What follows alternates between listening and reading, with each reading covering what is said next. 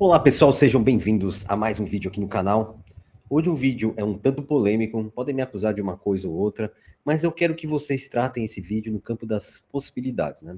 Até porque eu, André de Pierre, historiador, eu sou um defensor de que a história é destruída de 100, 150 anos, então muito do que eu vou falar aqui pode ter sido destruído, pode ser pior do que eu vou falar aqui, ou não pode ser tão pesado quanto eu estou dizendo. Então vamos tratar as coisas no campo da possibilidade. O que eu vou falar aqui é uma matéria da revista Enigmas, edição 37, a matéria de capa. Então senta aí, que lá vem muita história e um tema bastante espinhoso. Peço que a plataforma não fique ofendida comigo, tá? Antes de começar o vídeo, eu preciso te convidar para o meu webinar, no dia 16 de março, às 15h30, o Sistema do Governo Oculto, onde eu vou me aprofundar muito nesse assunto, mas de uma forma um pouco diferente, e você precisa entender o que acontece no mundo, o valor é apenas R$ 34,90, é só você apontar a câmera do celular para a tela, o link vai estar aqui, tá na descrição do vídeo, e embaixo do vídeo também vai ter uma plaquinha aí, apontando para o webinar, beleza? Venha participar que vai ser muito importante para você, sem filtro ou censura. E também que essa é uma matéria da revista Enigmas, edição 37. Se você quer ter acesso ao conteúdo muito mais aprofundado, aponte a câmera do celular para a tela para ler a matéria. Espero você aí como assinante da revista Enigmas. Então vamos lá. Existe um povo que surgiu no Cáucaso chamado Khazar. Os Khazares eram vários povos, tribos originárias, né, da Ásia Central e formaram um império ali no primeiro milênio depois de Cristo. Entre 100 e 800 depois de Cristo, a elite Khazar, né, a elite desse país, você vê que era num lugar bem interessante, né, que pega aqui o Cáucaso, onde é a Geórgia, onde a maior parte é a Rússia hoje em dia, e também a Ucrânia, tá? Então, guardem bem isso daí, né? É importante a gente pensar por que a Ucrânia, né? Também por que a Rússia e onde que a Rússia vai ter uma importância muito grande nessa história. Bom, a elite Khazar, conforme dizem aí os teóricos dessa época, era praticante de um tipo de religião que veio dos hunos, uma religião que trabalhava com magia, natureza e etc.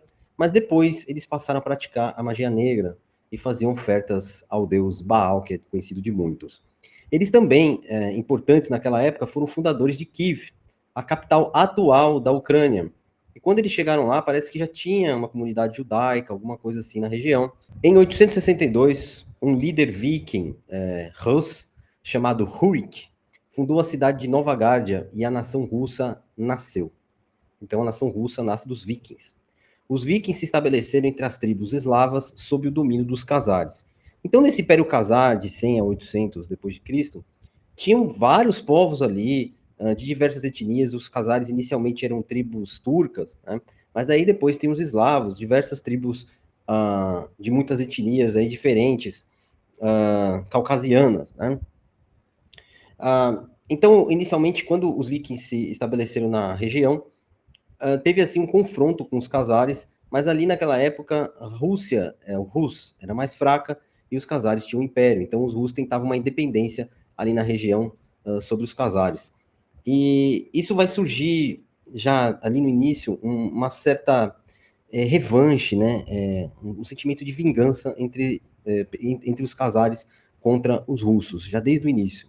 Durante o século VIII, a Khazara foi intimada por outras nações ao redor, que adotaram as religiões abraâmicas. Então, eles foram pressionados a adotarem uma dessas religiões, o islamismo, o judaísmo ou o cristianismo. Então, naquela época, os Khazares decidiram, pressionados, a serem judeus. Então, eles adotaram o judaísmo. Então, toda aquela população dentro do império, bem vasto, como vocês viram, todas aquelas pessoas se tornaram judeus da noite para o dia, segundo os teóricos. E toda essa população imensa não tinha qualquer laço com os hebreus, com aqueles judeus que nós conhecemos aí das histórias bíblicas, não tinham qualquer laço com eles. E a partir dali virou religião oficial do Estado e todos os cidadãos Khazares foram intimados a praticar o judaísmo. Bom, ali então várias coisas acontecem durante a história, por mais de 400 anos, até o século XII, o judaísmo prospera entre os Khazares e vira a religião estatal, fica estabelecido aquilo. Então imagine, né, toda aquela população dentro do império se torna judeu da noite por dia, e por 400 anos, então, eles vão incorporando essa religião ali. Depois de 400 anos, eles já se dizem judeus mesmo. Por volta de 1200 depois de Cristo, então, os russos, liderando um grupo de nações vizinhas, atacam a Casária, invadem e vencem a batalha e expulsam os casares do poder. O reino casar é destruído e isso causa uma migração em massa dos casares judeus para outras áreas e acabaram se misturando ali na Europa Oriental, ali por toda a Europa, na verdade. E os judeus da Casária, que tiveram origem ali e não tinham qualquer ligação com os hebreus, ficaram conhecidos como judeus Ashkenaz. Então, aquilo que inicialmente era uma ideia de religião estatal, uma coisa política, uma coisa exigida por países vizinhos para que não entrasse em batalha com a Casária, virou uma prática normal entre esse povo dentro do império bastante grande. Lembrando que essas ideias não são minhas, são de teóricos, então reclame com os teóricos, tá? O problema começa aqui. As fontes históricas e linguísticas evidenciam que a população ashkenazi, casarian, né, os casares ashkenazes da Europa Oriental, onde a maioria dessas pessoas se dizem hebreus, judeus, eles não são hebreus e judeus, conforme eu já fui demonstrando nos outros slides. Então, eles não teriam qualquer ligação com aqueles judeus que nós conhecemos da Bíblia, seguiram essa religião por ordem do rei. Essa frase de Arthur Koestler, no livro A 13ª Tribo, é muito, muito interessante. Olha só. A grande maioria dos sobreviventes judeus do mundo são descendentes de europeus do leste, e sendo assim, principalmente de origem khazar. Se é assim, isso significa que seus antepassados não vieram do Jordão, mas do Volga, e não de Canaã, mas de Cáucaso, uma vez que acredita-se ser o berço da raça ariana, e que geneticamente estão mais estreitamente relacionados com as tribos dos hunos, dos uigures, dos magiares, a descendência de Abraão, Isaac ou Jacó. Então, palavras fortes não são minhas. Então, YouTube, não interprete dessa forma, só estou passando a informação. Então, supostamente, todos aqueles hebreus, judeus, né, que todo mundo imagina, eles são aqueles da Bíblia, etc., na verdade não tem ligação nenhuma com Abraão, Isaac, Jacó, são casares. É claro que você vai encontrar por aí, isso tudo é teoria da conspiração, etc, etc, etc, né? Mas você quem sabe, né? Eu não quero te forçar a acreditar em nada. Mas olha só que interessante. Os líderes dos judeus askenazes são uma família que você já conhece aqui no canal, né? Os Rothschild, que tem um patriarca aqui, Meyer Amschel Rothschild, que elaborou diversos planos, como vocês estão carecas de saber, mas um dos mais importantes, né, foi o plano da criação dos Illuminatis, com a colaboração do Adam Weishaupt, aqui embaixo, como vocês estão vendo na tela. E o Adam, além de ser judeu askenazi, ele era também um jesuíta, né? Ele até é um padre jesuíta, não sei como que isso foi possível, mas então ele estava dentro dessas desses dois mundos, né? Dos judeus askenazes e dos padres jesuítas. E o principal propósito dos Illuminatis era dividir todos os não-judeus por meios políticos, econômicos, sociais e religiosos, segundo os teóricos. Então pesquisa isso aí para ver que interessante essa parte.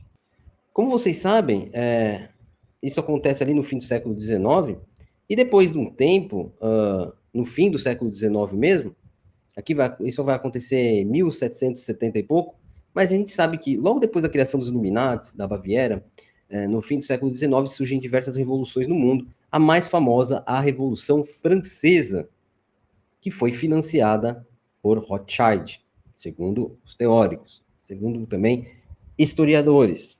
Então, é algo bastante interessante, né? Nós vemos essas coincidências acontecendo. Várias coisas vão acontecendo no mundo a partir dessa época, como o Congresso de Viena, onde Nathan Rothschild tenta criar um tipo de império global ali no Congresso de Viena, e os russos não aceitam, então toda aquela rivalidade dos Ashkenazes, antigos casares, com os russos aflora bastante, né? Dizem que o Natan jurou a morte de toda a família do czar. E parece que isso aconteceu. Por exemplo, outro judeu askenazi muito famoso é Karl Marx. E muitos aí, se você procurar, não quero estender muito o vídeo, mas procura, você vai encontrar. Isso é muito interessante também. No fim do século XIX, os Rothschilds criam o Congresso Sionista. O sionista, que é uma espécie de partido político do judaísmo, que principalmente dizia que os judeus, no caso, segundo os teóricos, na maioria das vezes aí, 90% deles vão ser casares, deveriam retornar a Israel antiga, na Israel bíblica, na Palestina, e diversas outras coisas, como superioridade, etc., né, que os sionistas pregaram e pregam até hoje. A maior parte dos líderes de Israel seriam sionistas, etc. Tudo isso que vocês já estão cansados de saber, mas a intenção é saber qual é a origem, né, desse poder dos Rothschilds, que é entre esse povo tá ali, né, provavelmente uma família de elite casar, que surge ali no Cáucaso. Eles criaram esse congresso sionista que começou a operar, foi muito influente. Vários estados europeus tentaram fazer alguma coisa contra, mas nunca conseguiram. Como os Rothschilds tinham muitas denúncias de estarem participando de guerras, financiando ambos os lados em guerras, etc., e fazendo muitas coisas erradas, eles compraram a agência Reuters, que foi fundada em 1850 e poucos, e agora, né, depois de um tempo, passa a ser dos Rothschilds, assim como diversos outros órgãos de imprensa que estão na mão de judeus askenazes. Eles fazem isso para poderem controlar a mídia. Então, pesquise aí e pense o que quiser sobre isso. Alguns teóricos dizem também que pessoas que se levantaram contra a família, líder dos Ashkenazes, elas tiveram um fim estranho, como o presidente americano Abraham Lincoln, como czar da Rússia, toda a família do czar, né, que foi morta daquela forma. Eles também estariam por trás da Revolução Russa e diversas outras revoluções, da Primeira e da Segunda Guerra Mundial, e etc. Só que como eles controlam aí diversos órgãos da imprensa, eles teriam apagado toda essa história, ou estão tentando apagar há bastante tempo, e a imprensa acaba passando um pano e taxando todo mundo que fala sobre esse assunto de antissemita, dizem os teóricos. E olha só que interessante, em 1913, eles criaram nos Estados Unidos um negócio chamado Liga Antidifamação, cujo objetivo era caluniar qualquer um que questionasse ou desafiasse a conspiração global dos Rothschilds como antissemitas, né, dizem os teóricos. E também, como nós já estamos carecas de saber, essa família está por trás da criação dos bancos centrais mais poderosos do planeta que gerem a economia mundial. Bom, você quer esse conteúdo mais aprofundado, sem filtro ou censura? Revista Enigmas, edição 37, e também no meu webinar, o Sistema do Governo Culto, que vai acontecer no dia 16 de março, às 15h30, sem filtro ou censura. Aí eu vou poder falar muito mais coisas, tá? Também tem na Revista Enigmas. Aqui, como vocês sabem, nós temos que seguir algumas diretrizes da plataforma. Então é isso, muito obrigado, espero que vocês tenham gostado, deixe o like no vídeo, compartilhe e se inscreva no canal para que ele cresça cada vez mais. Muito obrigado e até o próximo vídeo. Valeu!